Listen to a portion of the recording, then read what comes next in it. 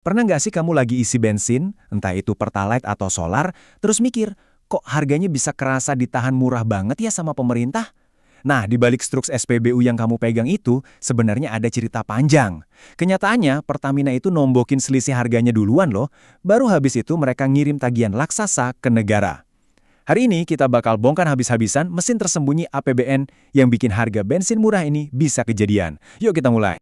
Coba dibayangin sejenak. Pas harga minyak dunia lagi terbang gila-gilaan, tapi harga di pompa bensin kok ya tetap stabil anteng aja. Pertanyaannya, siapa yang sebenarnya bayar selisih harganya? Jawabannya yaitu tadi, Pertamina yang nanggung biayanya duluan di depan. Mereka harus beli minyak pakai harga pasar yang lagi tinggi-tingginya, tapi tetap ngejual ke kita pakai harga murah yang udah dipatok pemerintah. Dan asal kamu tahu aja ya, selisihnya ini bukan duit kecil loh, 84,4 triliun rupiah. Gila nggak tuh angkanya? Itu adalah total pembayaran kompensasi real yang dibayar pemerintah ke Pertamina di awal tahun buat ngelunasin utang selisih harga BBM. Angka segede ini bikin kita sadar kan betapa masifnya perputaran uang di sektor energi kita. Oke, kita masuk ke bagian pertama, subsidi versus kompensasi. Ini konsep dasarnya. Sebelum kita ngomongin angka lebih jauh, kita harus banget bedain dua istilah yang sering banget ketukar ini. Bedanya tuh lumayan tegas. Kalau subsidi, itu uangnya udah dikunci dan dianggarin jelas di APBN dari awal tahun. Ibaratnya jatah jajan yang udah dipastiin. Kayak subsidi tetap buat solar yang Rp1.000 per liternya. Nah, kalau kompensasi, ini hitungannya utang implisit negara. Jadi waktu negara mutusin buat nahan harga jual di bawah harga pasar, kerugian itu otomatis jadi piutang BUMN yang wajib dibayar sama negara belakangan. Nah, ini yang menarik. Buat ngatur uang sebanyak itu, sekarang ada aturan main yang baru aja diupdate, PMK, atau Peraturan Menteri Keuangan Nomor 73 Tahun 2025.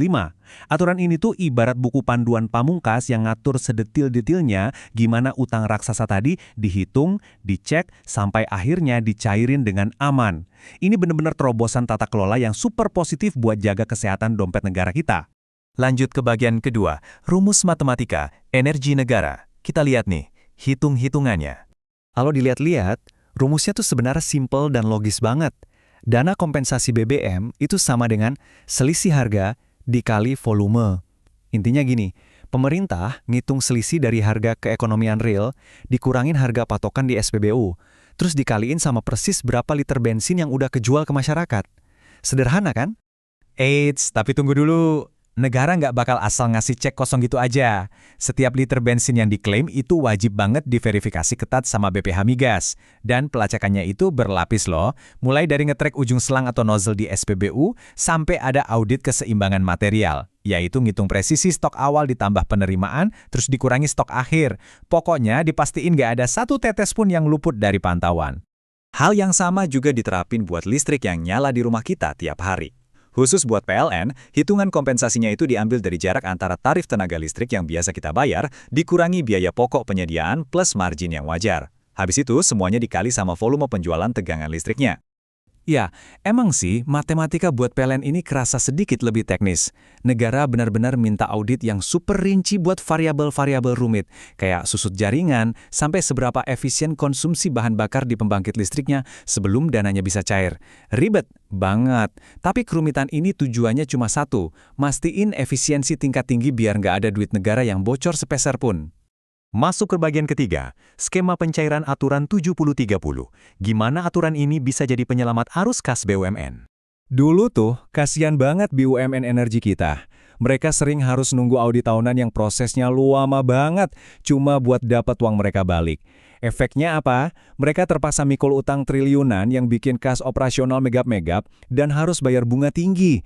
Tapi sekarang, dengan adanya PMK 73 ini, sistemnya diubah total, jadi pencairan bulanan yang cepat dan otomatis. Ini beneran ngasih napas lega yang luar biasa buat likuiditas mereka. Gimana sih mekanismenya? Jadi Pertamina sekarang dapat uang tunai di depan sebesar 70% dari proyeksi tagihan setiap bulannya, biar mesin operasional mereka tetap bisa jalan lancar. Nah, nanti di tengah tahun, tepatnya setelah semester 1, Kementerian Keuangan bakal ngecek ulang realisasi dan proyeksinya. Terus gimana nasib yang 30%-nya? Uang itu dengan sangat bijak ditahan dulu sama negara sebagai pengaman dan baru bakal dilunasin setelah audit final dari BPK kelar. Brilian kan? Oh ya, ada satu detail inovatif lagi yang nggak kalah keren. Negara sekarang punya fleksibilitas buat bayar kompensasi ini pakai valuta asing. Karena Pertamina itu kan belanjanya, alias impor minyak mentahnya, pakai dolar Amerika. Jadi fitur ini tuh secara natural jadi semacam tameng pelindung buat mereka dari resiko nilai tukar rupiah yang tiba-tiba anjlok. Bagian keempat, pengawasan berlapis dan celahnya. Terus siapa nih yang jagain duit triliunan ini? Tenang aja, lapisannya sekarang tuh ketat banget. Dimulai dari review cepat sama Inspektorat Jenderal Kemenkeu di awal, lanjut ke verifikasi mendalam dari BPKP di pertengahan, dan ditutup sama audit final absolut dari BPK. Ini tuh lompatan tata kelola yang luar biasa loh, apalagi kalau kita ingat sejarah masa lalu. Kayak era Ibnu Sutowo dulu, di mana tata kelola energi itu nyaris gak tersentuh audit sama sekali. Sekarang, negara benar-benar rapat jaga gawangnya. Sistem PMK 73 ini juga fair banget. Kalau dari hasil audit ternyata negara ketahuan kurang bayar, selisihnya bakal langsung dilunasin. Tapi, kalau misal negara yang kelebihan bayar, uangnya bakal langsung dipotong dari tagihan bulan depan atau wajib dibalikin ke kas negara maksimal banget dalam 10 hari kerja. Nggak pakai lama. Tapi, ya kita tetap harus kritis dong lihat aturan ini. Ada satu celah nih. Aturan ini bilang kompensasi itu udah ngitung margin BUMN dalam batas tingkat kewajaran. Tapi sayangnya nggak matok angka persentase pastinya berapa. Area abu-abu alias ruang diskresi ini tuh rawan banget jadi ajang tarik ulur atau negosiasi kalau nggak transparan. Mirip-mirip lah sama isu diskresi 5% di aturan growth split yang pernah kita bahas. Jadi transparansi di bagian ini hukumnya wajib banget buat nyempurnain sistem yang sebetulnya udah keren ini. Bagian kelima, uang pajak kita semua. Terus, ujung-ujungnya, kenapa sih kita wajib peduli soal ini? Coba tebak angka ini, 229,44%. Angka apa itu? Itu adalah persentase seberapa jebolnya realisasi subsidi dan kompensasi energi kita dibanding target APBN awal di tahun 2022 kemarin, gara-gara krisis energi global. Kebayangkan? Ini jadi bukti nyata betapa rentannya uang negara kita sama naik turunnya harga komoditas dunia, apalagi kalau nggak dijagain sama akuntansi yang presisi tingkat tinggi. Tapi seenggaknya, dengan sistem baru ini kita udah melangkah ke arah yang benar.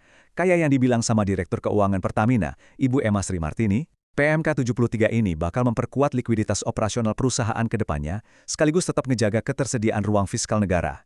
Ini tuh win-win solution banget. Bisnisnya jalan dengan pasti, tapi anggaran negaranya juga tetap disiplin. Jadi keajaiban harga BBM murah yang selama ini kita nikmatin tiap isi bensin itu, ternyata ditopang sama keringat birokrasi dan mesin akuntansi yang super ketat di balik layar. Ngerti soal ginian tuh penting banget, karena ini bikin kita jadi warga negara yang lebih melek anggaran. Uang kita loh ini. Nah, sekarang pertanyaannya buat kamu. Menurut kamu, skema kompensasi raksasa ini perlindungan yang tepat dari negara? Atau malah bom waktu buat generasi ke depan? Komen di bawah ya. Terus kalau ulasan ini ngebantu, topik APBN mana lagi nih yang mau kita bedah selanjutnya? Subsidi pupuk, bansos, atau mekanisme danantara? Jangan lupa subscribe dan mari kita terus belajar bareng-bareng.